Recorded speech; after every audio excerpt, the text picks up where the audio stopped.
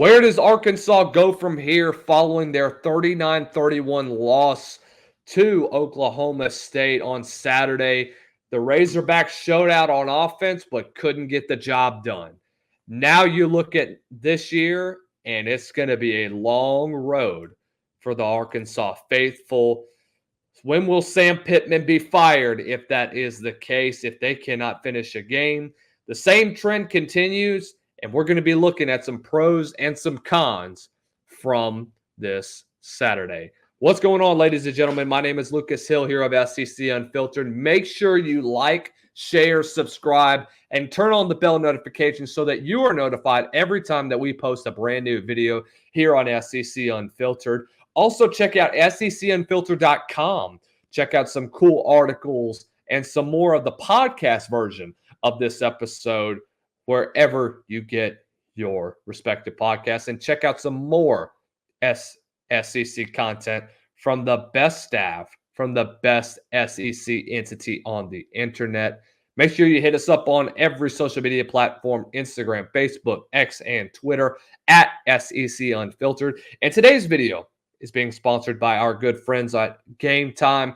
Download the GameTime app and use code SECU to get $20 off of your first purchase.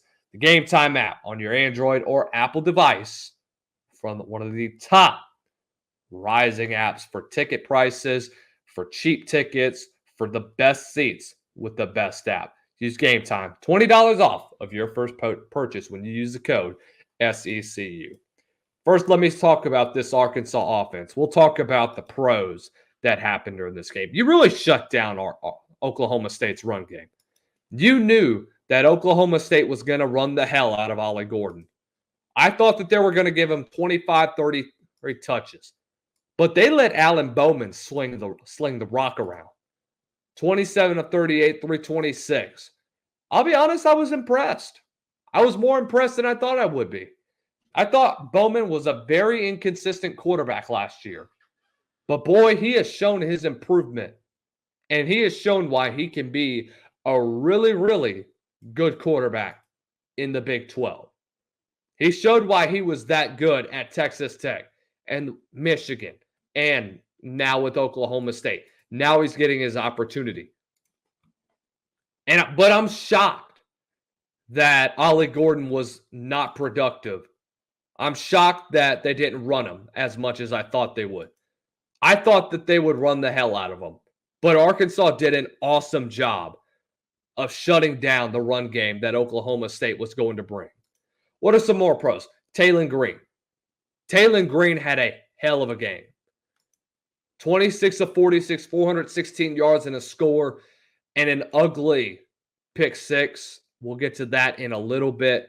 But other than that, that was really only the few mistakes that he made throughout the day. Ends up with almost 500 yards of total offense by himself. He did a fantastic job against that Oklahoma State defense. And Jaquindon Jackson too. How about the transfer from Utah? 24 carries, 149, and 3 scores. Man, he had a big game. He had a huge, huge game. I mean, the receiving core, Isaiah Satenga, Tyrone Broden, Luke Cass. But the biggest playmaker that I told you guys was going to be the guy to look out for was Andrew Armstrong. Dusty Dvorak was skeptical, but I knew. I knew from experience, and I knew what was going to happen. I looked at what I saw last year, and I knew that he was going to continue that same production.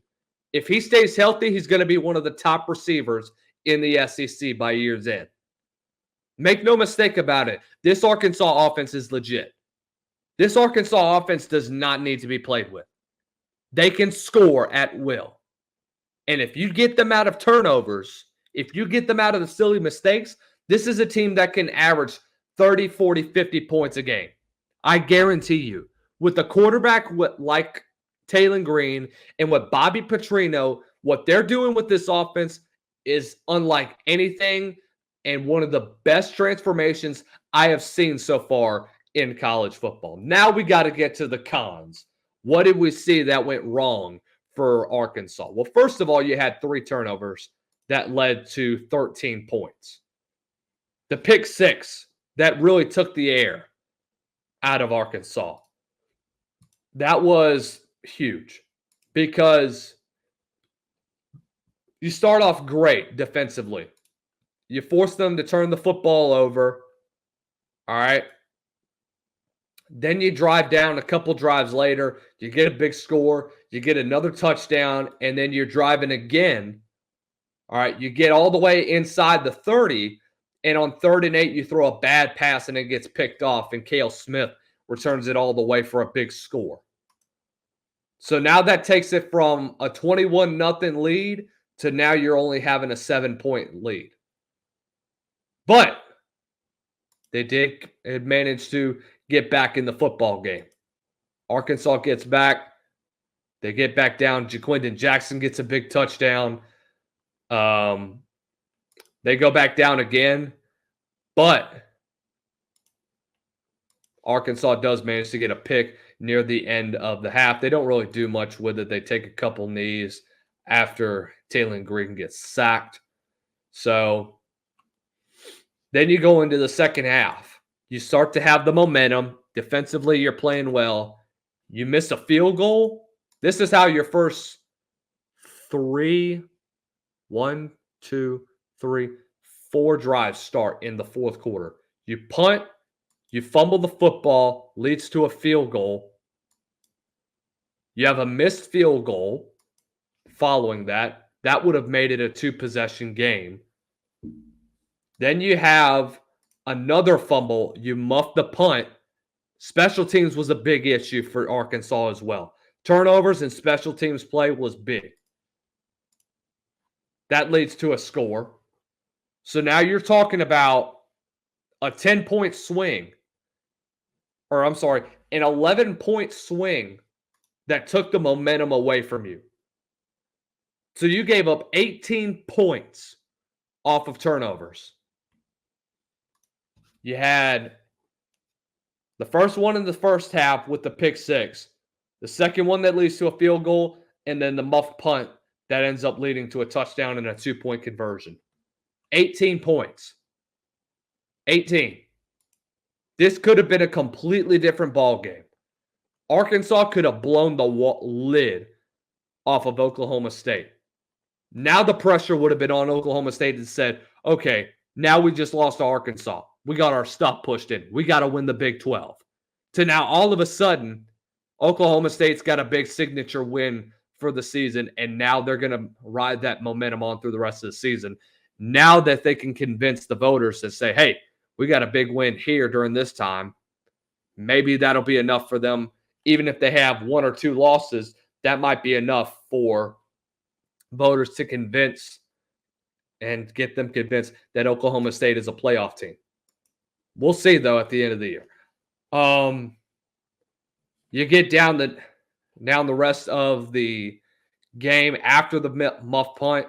You turn the football over on downs when you're inside the Oklahoma State 25. You turn it over. Obviously, you can't trust your special teams unit. I would have kicked the field goal then to make it 24-21, but obviously that didn't end up like I wanted. Then Arkansas drives down the field. They finally make a field goal. You go to the double overtime. You miss a field goal. And you, by the way, had a sack that really Taylor Green should not have taken. If Taylor Green does not take that sack near the end of the first overtime on 3rd down, you're in a much better position for Arkansas to hit that field goal.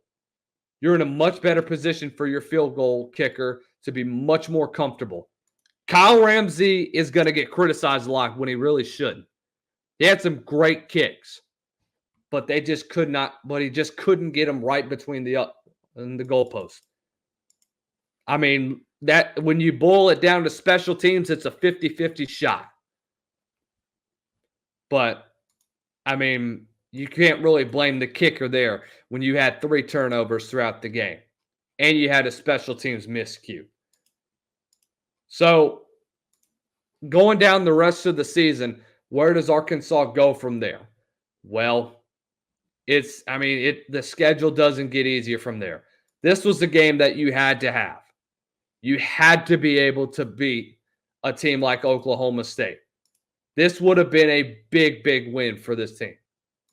And it really would have saved Sam Pittman's job for now. But now you look at where they are now. They get a rebound game with UAB. Then the SEC slate starts. You go to Jordan Hare and face Auburn and that receiver, and that should be an offensive onslaught. All right. Then at the end of September, you got to get another big one that you have to win. If you finish the month of September at 2-3, you're screwed. You're basically canning Sam Pittman out the door by the time the end of September hits. He may be fired before even the start of the Ole Miss game. He may be fired by then. I don't know when it is that Arkansas has a bye week between October 5th and 19th. If you start off 2-3, this slate isn't going to get easier. You go play Texas A&M, you go play Tennessee, you go play LSU. Luckily, other than Texas A&M, it's at a home field. All right, but it's rough. You know that you have to get at least to 3-2 by the end of the year. If you can get there, you're good. You've saved Sam Pittman's job for now. But if you don't, Sam Pittman's probably going to be fired by the time we get to November. By the way, I looked at the buyout clause for Sam Pittman's contract. And boy, would it save Arkansas money. So this is what the clause says. If Sam Pittman has a guaranteed 500 record or better since his openings since 2021, he would earn 75% of the money he was owed. Or if he is fired, it'd be a buyout of $16.575 million. So if Sam Pittman finishes the year over 500, then you'd have to give him this contract. But you'd save about $5 million if you fire him, but if he doesn't start off 500 on the season. If he falls, because he's at 20-18 right now. If you get to the month of November and you're 2-5, I want to say, or 3-4, you'll be firing him. No. It is 2-5. If you get to 2-5 by the month of November, you're firing Sam Pittman. And you're saving yourself $5 million. If I'm Arkansas, I should be shopping right now for a head coach. Everybody loves Sam Pittman. Who doesn't? He's a great guy, great recruiter, does what needs to get done. He's been like that majority of his life. Now it's D-Day for him. The time is ticking for Sam Pittman and company. Where does Arkansas go from there? If I'm them, I'm already shopping. I got to go get another head coach. Sam Pittman's not the guy. You can't keep losing games like this. You can't keep blowing it like this. You didn't lose to Oklahoma State. All right? Oklahoma State didn't win this game. You lost it yourselves. You shot your own self in the foot. There's nobody else to blame but you. You can't blame the officials. You can't blame how they schemed it because you played a great game. You forced Oklahoma State to go to the air. You forced them to spread it around. And you made them get into a shootout with you. This really shouldn't have been that. Arkansas should have blown the lid off of Oklahoma State. But 3 turnovers isn't going to help you. Special teams play has to improve. You got to find a guy at returner. You can't be fumbling the football. Let me know what you guys think in the comments down below. What did I miss? What else did you guys see from this game? Where does Sam Pittman get fired before November? Or does he get last through the rest of the season? Let me know what you guys think in the comments below. Thank you once again for listening in to another great episode of from SEC Unfiltered. Make sure you follow us on every social media, subscribe, leave a comment, and like this video. And until next time, ladies and gentlemen, we'll see you guys later.